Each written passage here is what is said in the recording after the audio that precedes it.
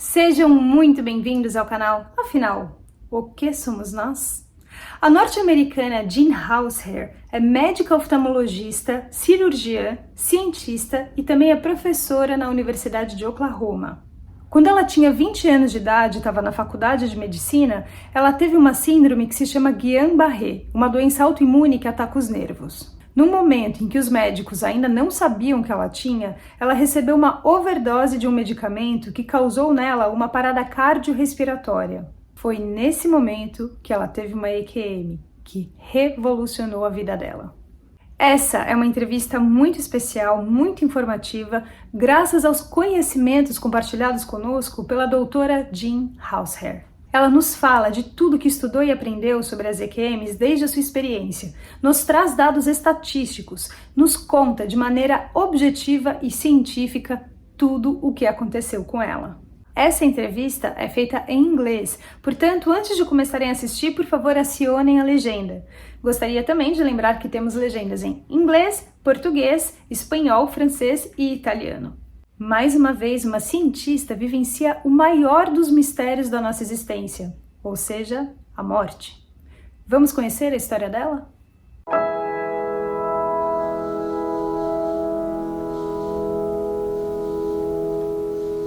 Good morning, Dr. Jean. Thank you very much for sharing your story with the channel. After all, what are we? And I would like you to please introduce yourself, tell whatever you want to tell about your career, whatever you do for a living, and then please tell us all you can tell about your story, because you are a physician and this is a very rare opportunity that we have to interview someone from this experience that has been through a near-death experience. Thank you very much for that. You're welcome. So my name is Jean Hausheer, and I have been to medical school. That's part of my story. What happened to me happened while I was in medical school many years ago. So I'm currently clinical professor in ophthalmology at the University of Oklahoma. So I'm here in the United States in Oklahoma. I live in a rural area. I'm a mother. I have six children, and we have 7 grandchildren. So we live rural out in a wildlife refuge. So we live outdoors a lot. That's our favorite landscape, is being outdoors. So I've been teaching for many years eye surgery, and so I welcome the opportunity to explain my background and my story today. So I'll just jump in if this is okay. So each of us have what I'm going to call a divine appointment. Back when this happened to me, there wasn't this term NDE. There wasn't a term I could find for what happened to me. So I always just called it a divine appointment. Mine arrived unexpectedly, swiftly, but it really forever changed me. So 43 years ago is when this happened to me. Back then, there wasn't any such name for this. And those of us who had this thing happen, we stayed very quiet about it because what we saw, heard, learned, and experienced, we sometimes were admonished or marginalized by other people for what happened to us. So I just decided it wasn't time yet to speak about what happened. But the thing about this is you don't ever forget exactly what happened to you. Nowadays, certainly there are plenty of skeptics still and naysayers about heaven, God, those of us that have had these experiences. Since 1975, this term near-death experience has been coined. So the acronym NDE has since arrived, and that's what I will call this from here on out with this audience. So the other main issue is about us who've been to heaven and back, is that there really are no human words or adjectives to even closely describe what we have experienced. The colors there aren't words for this because we don't The colors we have are there, but there's more than that here, than that there. While I might not fully recall what I had for lunch 2 weeks ago on a Saturday, I've always perfectly recalled my NDE from 43 years ago. The same is true of most of us who've had this happen in this journey. I think by now here in the U.S., I've studied this, and I think there's close to 20 million of us that have had this now. It's quite a few. So again, what I'm about to share, I've kept private most of my life with just immediate family. So in 2013, I was attending a 4-state ophthalmology meeting up in the state of Missouri here in the United States. And during a coffee break, an ophthalmologist colleague of mine, who is editor of a physician publication called Missouri Medicine, his name is John Hagen. He mentioned in passing to a small group of us who were having coffee that he was going to publish each month for a whole year regarding the science of near-death experience. He commented how physicians of any kind are commonly involved in patient death experiences, and he wondered if we on occasion might know a person, a patient maybe, who'd had one of these happen. And he commented on how these reports have become the subject of intense study. He said that there's mounting vetted research supporting these experiences as being valid. And he sure wished he could find a physician, kind of like what you're saying, Carlos, who'd had one of these that could write about it for him in Missouri Medicine in the form of an article. Well, I've known him for, 25 years, a long time. And I couldn't tell him this because I was conflicted. It became very easy to not talk about it. And I thought, how am I going to ever explain this? Because I don't have the right words. I can't certainly write about it and do it justice because there are no human words to really explain some aspects of it. But I try. And so I went back to my chair and I sat there and I pondered my dilemma after the coffee break.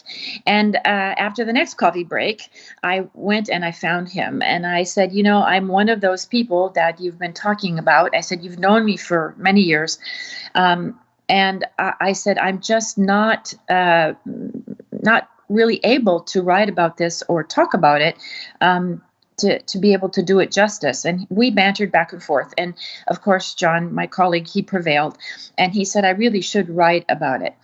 And so my story did publish in 2014, after which the International Near-Death Experience Organization got hold of my story. They published it as well.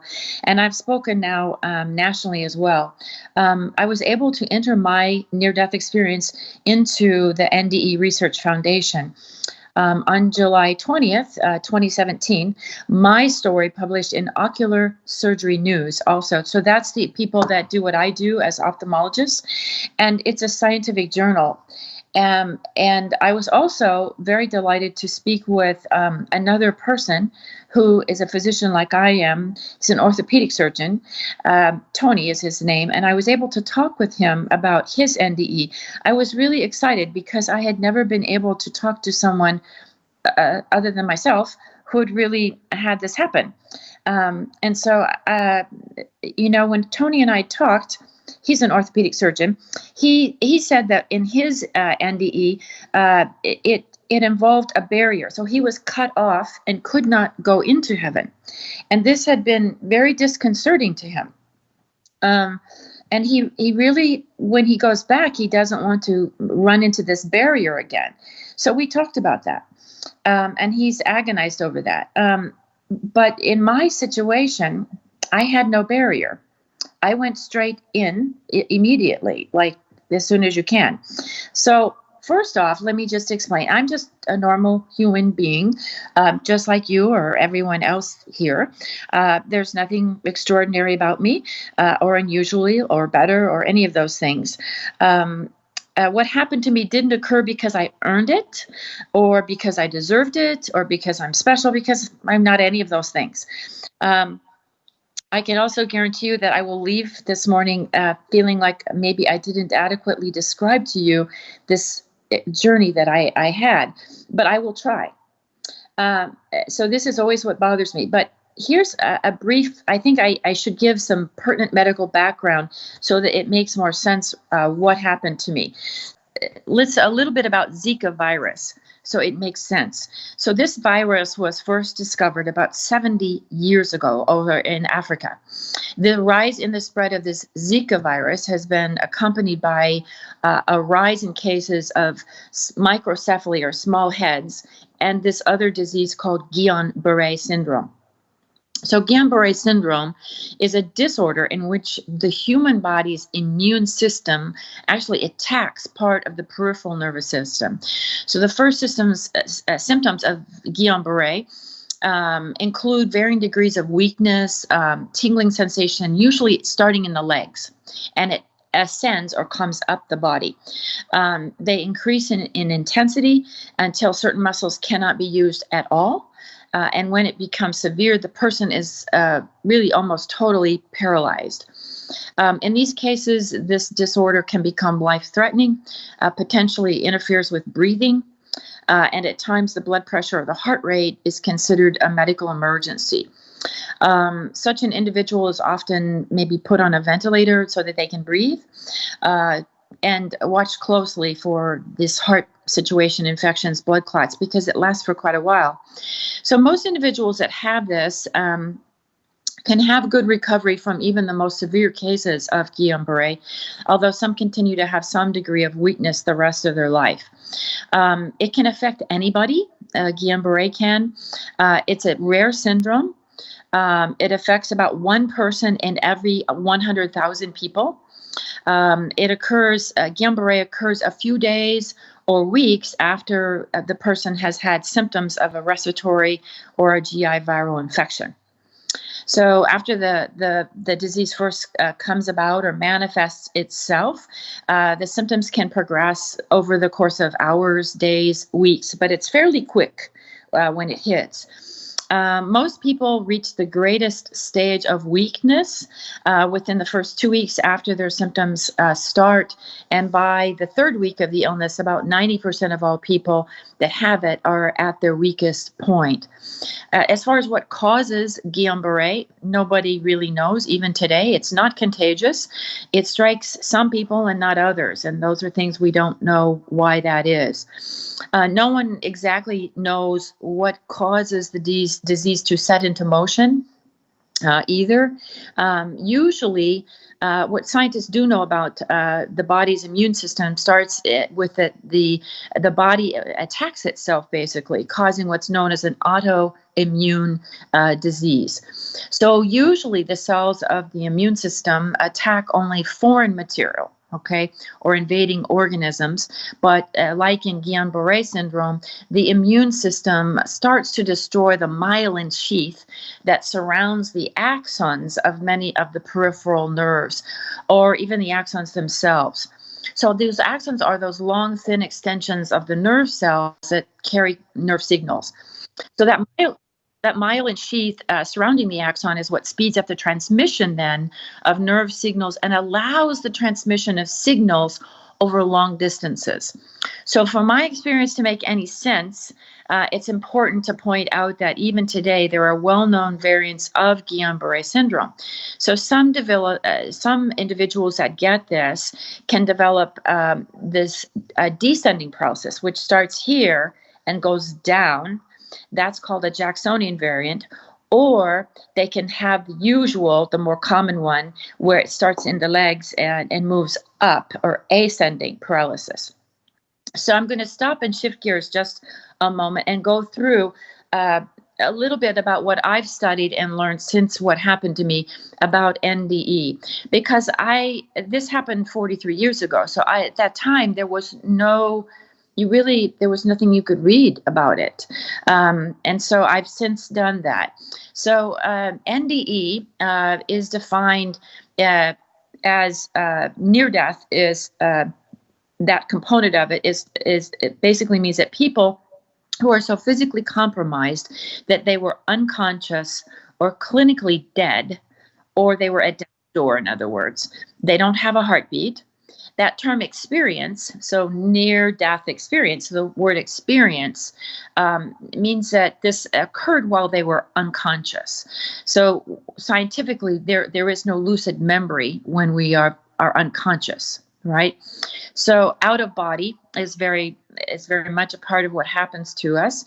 There's positive emotions with it, which are very intense. There's a life review in a lot of people, but I didn't have one of those.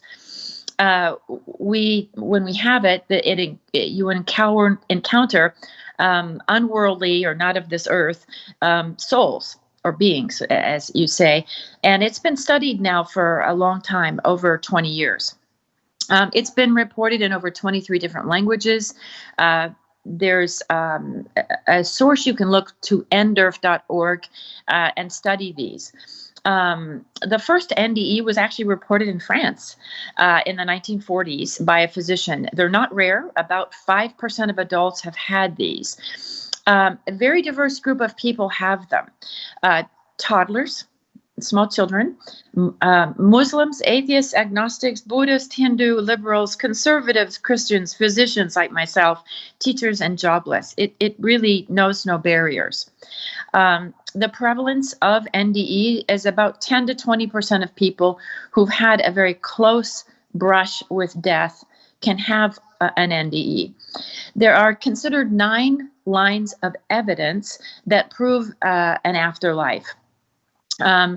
Number 1 being crystal clear consciousness. So they can have a flat brainwave or EEG when unconscious, but they're enhanced. There's a number 2. There's a realistic out of body experience. So in some of the literature, there's been about 300 or 400 people like myself who saw God, heaven, from afar. And then most people encounter this barrier that I alluded to earlier.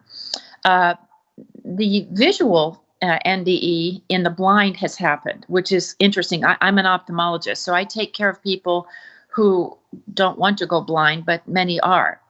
And so I'm very familiar with blind, but there have been NDEs that happen in people who are blind and have never been able to see. And these people have, like myself, highly detailed processing spherical vision, and they accurately describe their environment. And they can't do that because they've never seen, ever. They weren't born with eyesight, or they lost it at a very early age. Number 4 would be under general anesthesia. Under general anesthesia, and I'm a surgeon, we have lucid organized memory isn't possible when you're put under. 23 that have been studied have had cardiac arrest during general anesthesia. There's a life review, is number 5. A lot of them do. Now, I didn't have this happen, but many have seen all of their prior life, like quickly. They describe the events that they've even forgotten.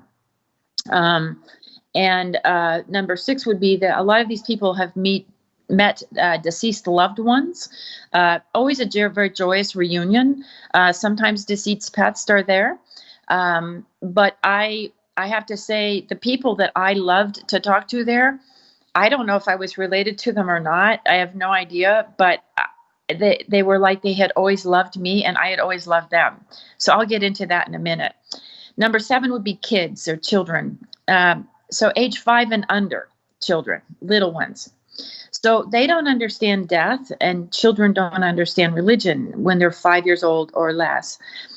They're like adults, though, once they've crossed over to the other side. I will tell you, my father, who has since passed away, he was 4 when he had his, and I'll tell you a little bit about that as well, which I never knew he had until I talked to him about mine. And I'd say number 8, there's cross-cultural studies, kind of like what we're doing today, where in non-Western countries, very different cultures with very different religious beliefs compared to, say, Western ideologies. There's about 50 of those, strikingly very similar to the Western ones. So in other words, what I'm saying is there's people from cultures very different from the culture that I'm in, and I've always known, who it's the same story. It's a similar story. And number 9 would be a life change. So those of us that have had this, it's a profound thing. Has a lot of after effects that increase over time. We tend to be probably very much less materialistic, and we're a very God-believing people. If you didn't start out that way, you generally become that way. So I think that the group of people who've had NDE, it's very broad. It's people who are just of all walks of life, and I think that's important that we talk about that. There's only 2 people who, in my entire life, who I've talked to, who, like me, had an NDE, and I would love to talk to more. One was my father, who once I explained to him what happened to me when he was 4. He had a very high fever, and he became comatose. He was in a very small rural town in Iowa, and there weren't much things available for his family to help him. He spent time actually walking in heaven with Jesus, he said. And he accurately described many things quite well to me. And I asked him why he didn't tell me this earlier. And he said, well, I didn't think you would believe me, which is another common thing, because I know, I understand that.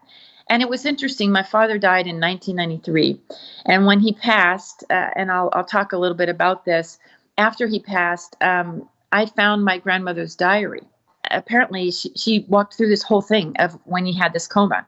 So she verified it, with her diary of what happened to him and how he was talking to her a lot about this Jesus fellow that he had talked to. So it was quite interesting to me that after my father passed, I found evidence for what he said.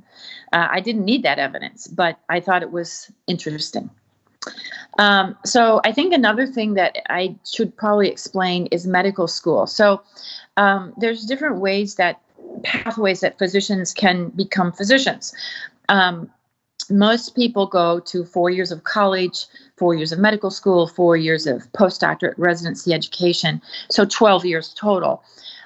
There's several schools here in the United States, though, that are available where you can enter medical school and undergraduate college all at once, straight out of high school, which shortened things from 12 years down to 10.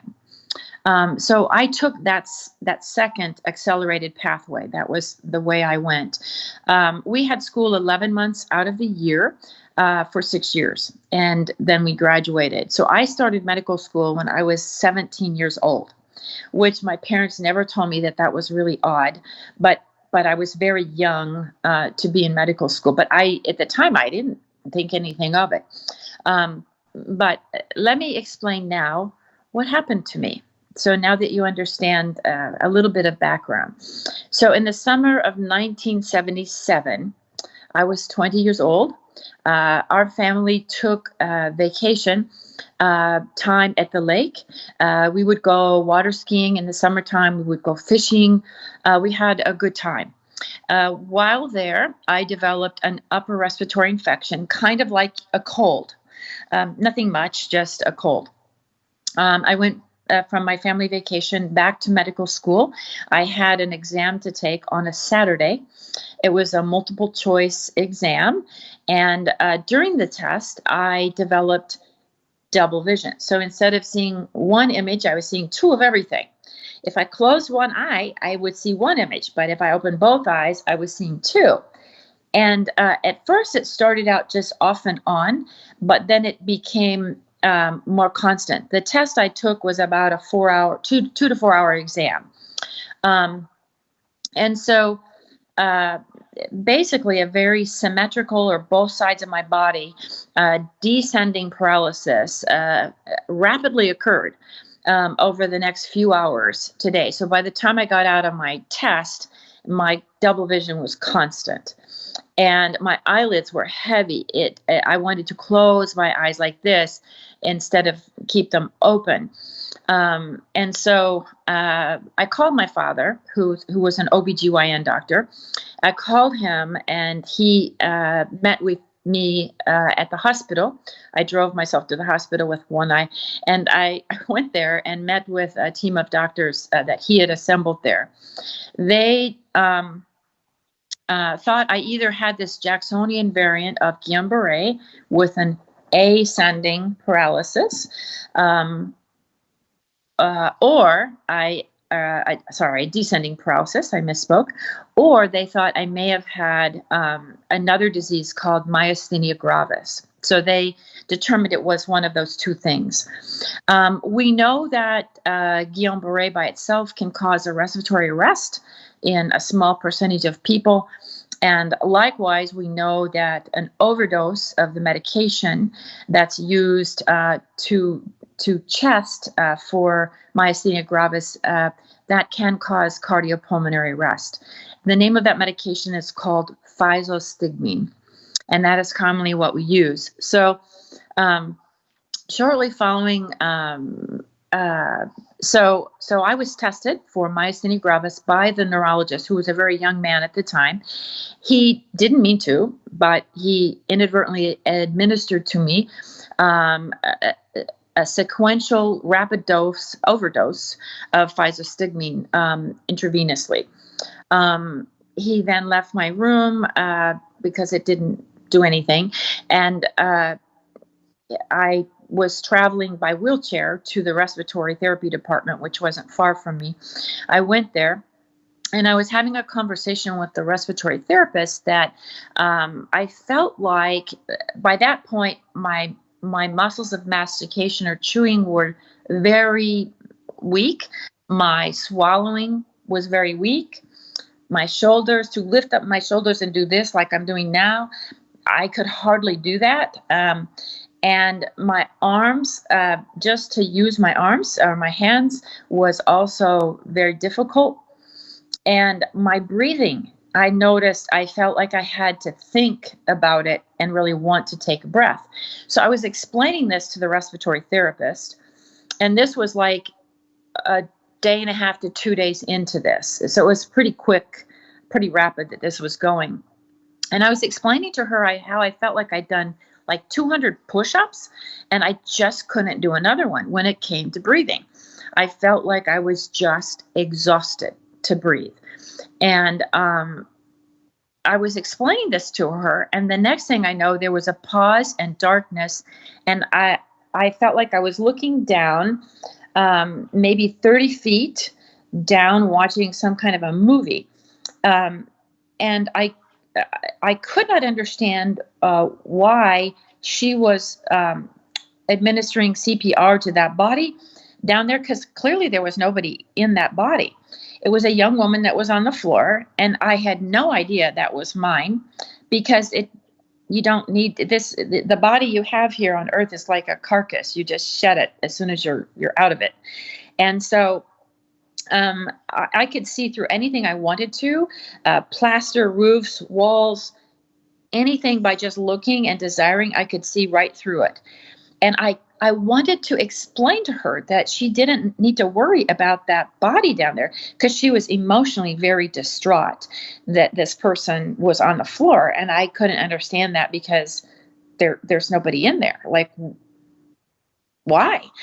And so it just never occurred to me at that point that it was my body until later.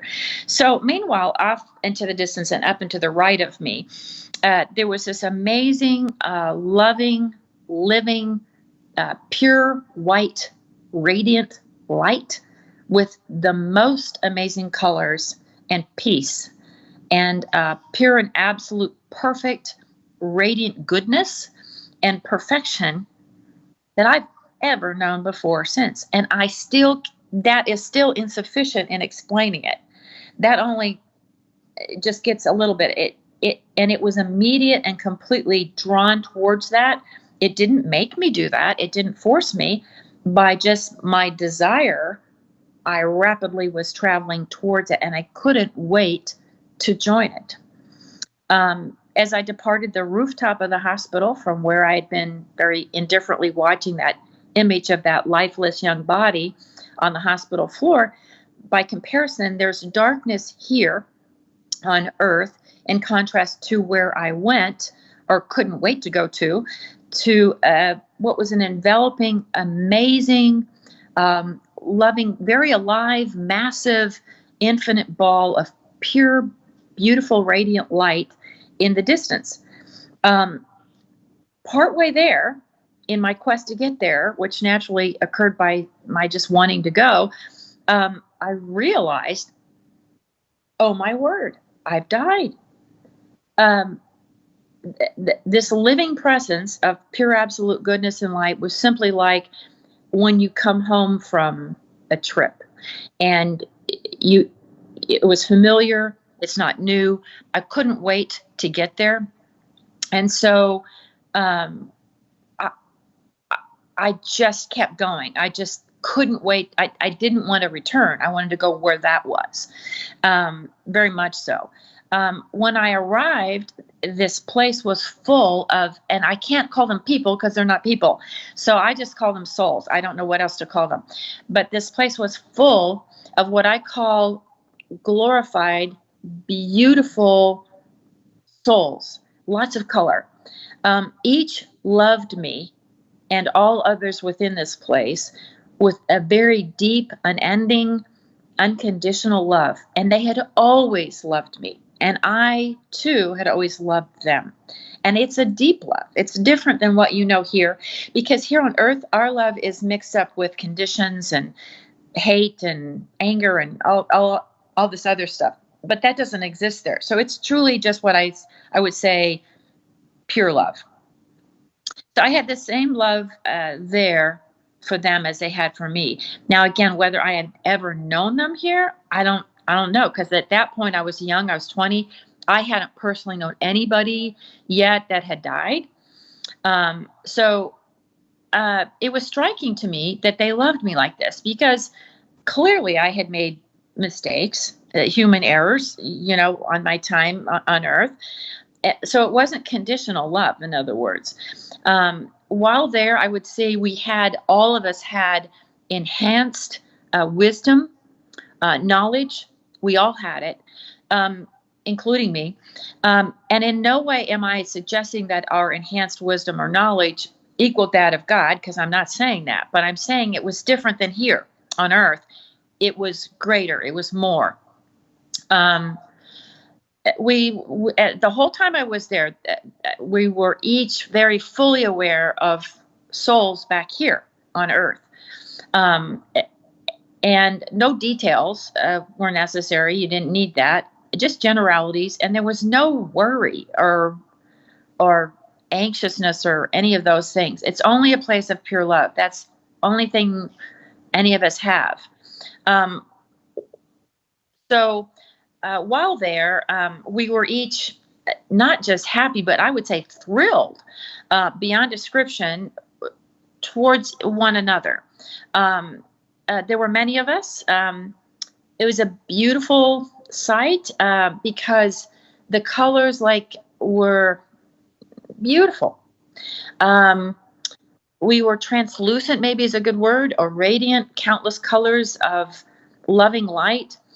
In the Bible, which I have since studied extensively, it talks about how describes the glory of God. And I feel like that maybe comes close to describing it. My dilemma when I was there grew because I was made aware of my parents' pain if I chose to stay. So right off the bat, I was given to know that I could choose to stay or I could choose to return.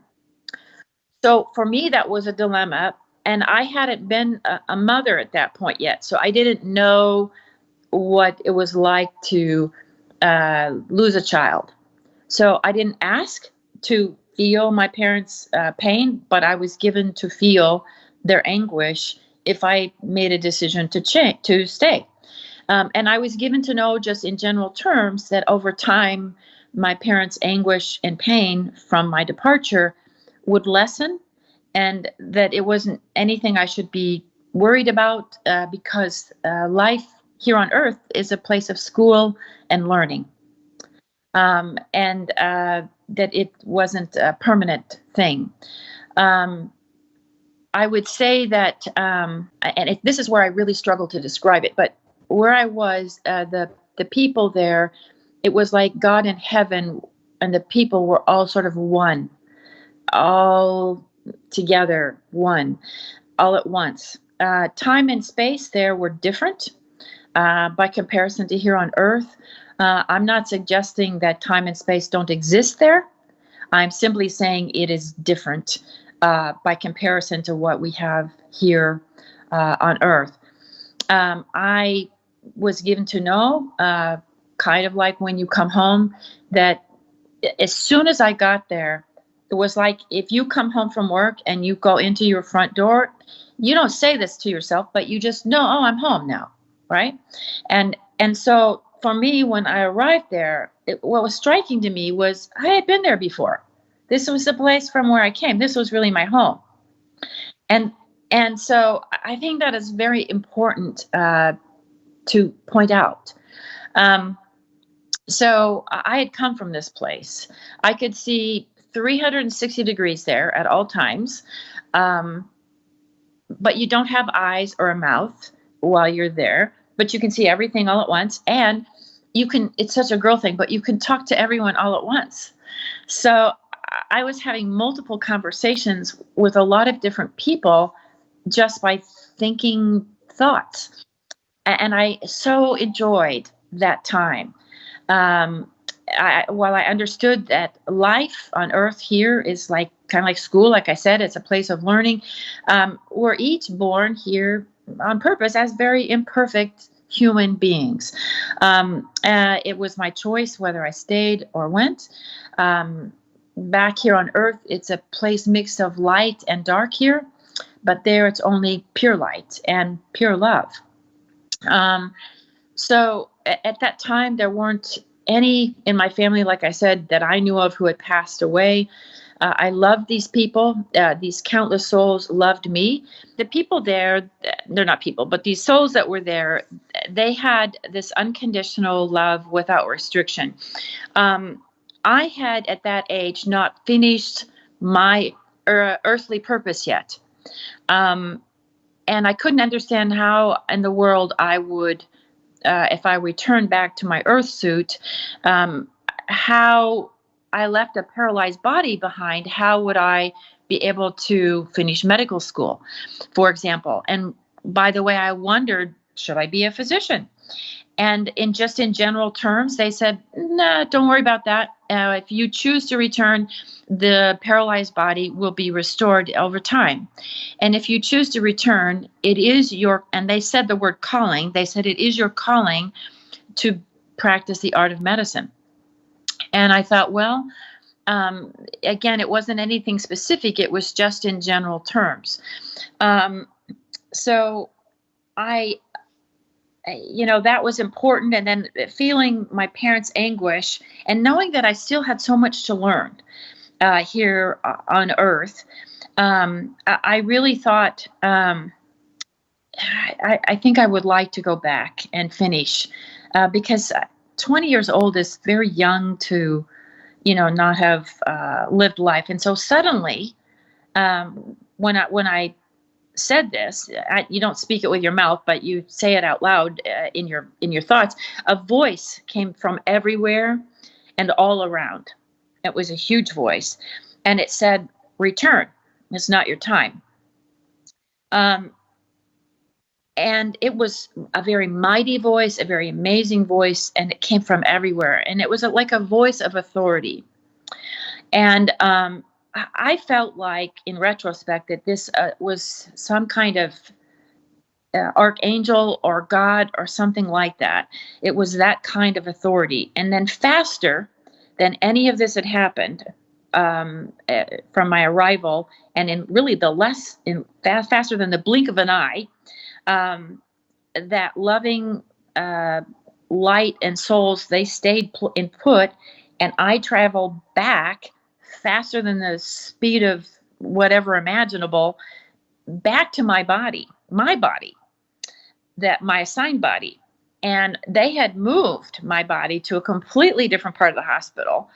I was on a ventilator, and it was breathing for me, and kind of like when you were a kid and you were playing baseball and you slid into home plate, you kind of slam into your body, and the minute you do, it's all the humanness is all back, it's restored. So, and you're like, oh wow, but I couldn't stop smiling because of what had happened. And I felt like I had been there a half a day, talking with all of these people about so many things. But really, I was only down about 17 minutes total. So I heard them upon my entry. So that the team of people were all around me, and they yelled, "She's awake, look, she's awake." And they were thrilled. They were crying, they were happy, and I was happy. I was overwhelmingly happy. But I couldn't wait to talk to my dad, who was also a physician. I just had a very strong, compelling drive to talk to him. And I didn't know at that point that he'd had one of these too. So later on, I rapidly, in a matter of hours, which is unthinkable, was extubated, meaning they took the breathing tube out. And I was only in intensive care for a short while.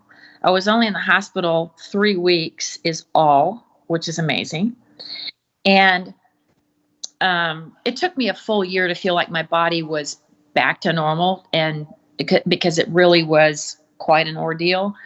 And I went back to medical school within a month of this whole thing happening. It's interesting. So I was able to talk to my dad, and I said, I can't wait to tell you this. So I told him what happened to me there. And he explained to me, that this had happened as well to him. And I want to interject at this point that later on, my father had an untimely, very early transition back to heaven at the age of 63. I was able to be there with him and my mom. He had a heart attack. It was the same hospital that I had been in when I had my NDE, where he died. And I went there, and upon arrival, I could tell he was going to go back home to heaven, because that's where home is.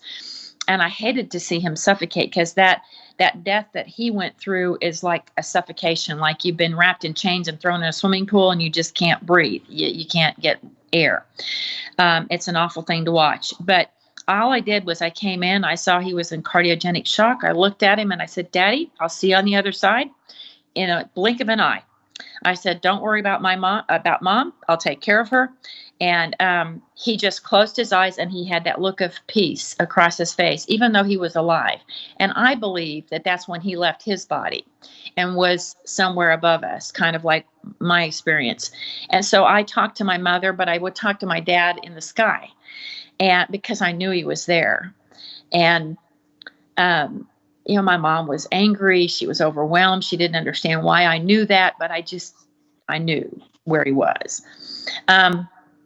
So at this time, so as I transitioned away from the hospital, I needed to tell my doctors, and I wanted to get an excuse to go back to medical school, because I'd been off school for a month. And they said, well, there's no way that I would be able to do that, probably for a year, and I might really consider doing something other than medicine, because in their opinion, and that was a neurologist and a neurosurgeon, they said you're not going to be able to walk or do that. And I said, well, I know it doesn't make sense what I'm saying, but if you could just write me that note anyway, and I'll use good sense and good common judgment when I go back, and I won't do that, obviously, if I can't. And they just couldn't believe that I was going to go back to school, because I couldn't hardly walk. So they went ahead and did that and thanked me. They argued, but I prevailed. I was very behind in my studies, but somehow, just as they told me in heaven, I did graduate on time from medical school. This was in 1981 when I graduated. I was then accepted into an excellent place called Mayo Clinic, which is in Rochester, Minnesota, where I did my internship and residency training. I was the third woman they'd ever taken in the eye department there. And while I was there, this is interesting, there was an ear, nose, and throat ENT resident who suddenly developed Guillain-Barré, which is what I had had. And he was in intensive care for 6 months. 6 months. I would go into him, his name was Robbie, and I would go in and talk to him every chance I could. And I would pep talk him. And I would say, Robbie, it's Jean. I've had what you have. I'm standing here and I'm okay. And you can be okay too. So don't give up. Keep fighting the fight. But he was intubated. And I mean, it was unbelievable for me to see that, because for me, that helped me appreciate the rapid recovery, which was really miraculous. I shouldn't have been able to do what I did with that. So, you know, these are some of the things I would say I learned while I was there, because I told you I talked for a long time with the people there, because I did. And I would say this: God and heaven simply are. They're not separate entities. Here on earth, we have God without heaven, right? The second we leave our bodies, we simply know that these things exist. Heaven and hell both exist. I didn't go to hell; I went to heaven. And I don't want to go there. I want to go straight back where I went. But there is no religion. The minute you leave, there's also no conservative, there's no liberal, there's none of those things that we do here on earth to mess up things. It's simply a human limitation, in my opinion, to rationalize or intellectualize against the existence of such things, because they do exist. And I don't try to convince anybody, because you don't need to. The second anybody dies, they know it's the case. It's very easy to die, I would say that. I have since, as a physician, encountered many people who are on death's doorstep. And I don't understand why people try so hard to prolong their time here, because it is such an amazing, beautiful, wonderful place. So, you know, I have kind of an opposite opinion. I'm happy for people, in other words, when they die. I always tell people you shouldn't seek death. That's wrong, because life is a gift, isn't it? And I think our reactions and our responses to life here is very important. Simple things very much matter, and they matter really the most. Simple things like being honorable, being trustworthy, being ethical, being loving, and caring towards other people. All living creatures are important. We should speak to one another and think about other people, and treat others with kindness and goodness. So I think those are important. I think that all living things here too, one of the things I would say, I didn't know at the time, but I knew when I came back, all living things are really created to help other living things in God's way. So like food, protection, medication, things like that. So those are undeniable. And for me, the existence of God is undeniable. All knowledge and wisdom are fully present when you're with God there at this place. While there, I wasn't just given information I'm describing.